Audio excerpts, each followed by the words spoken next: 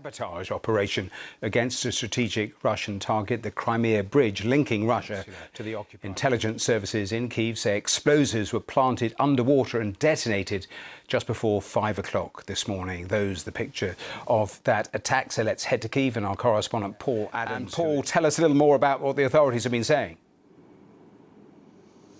Yeah, Matthew, this is the second time in 2 days that the SBU has been claiming responsibility for operation. Clearly nothing on the scale of the attacks on the Russian air bases on Sunday, but nevertheless a very important and significant target. The Kerch Bridge has been the object of Ukrainian anger and hatred ever since it was opened in 2018. It was a pet project of Vladimir Putin. He personally opened it just 4 years after Russia annexed the Crimean Peninsula. It formed a link between the Russian mainland and, of course, what Ukrainians continue to regard as occupied territory. The Ukrainians tried to blow it up. They used a truck bomb.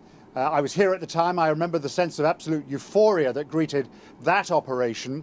Now, as far as today's operation is concerned, it doesn't appear a significant amount of damage. The bridge was reopened a short time afterwards, although we understand the bridge was closed again, possibly following a second explosion. So it is situation. But I think the kind of overall message here is that Ukraine is that it is able to hit Russian targets sort of at will, and that the Kerch Bridge remains very much in their sights.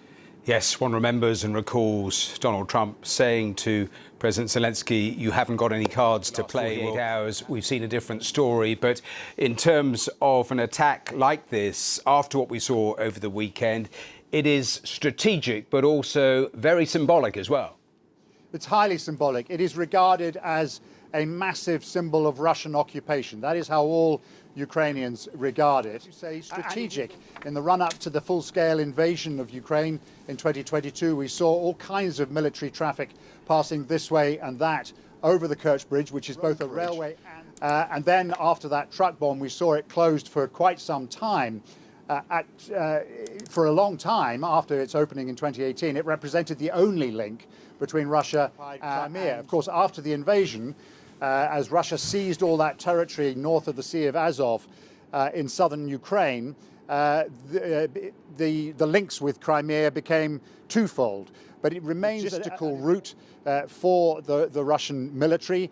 It is beyond the reach of artillery and most of the other weaponry that Ukraine has at its disposal, but we know from repeated efforts that they have explored all sorts of ways to try and blow it up. This appears to have been a significant amount of explosive, in excess of the equivalent of 1,000 kilograms of TNT.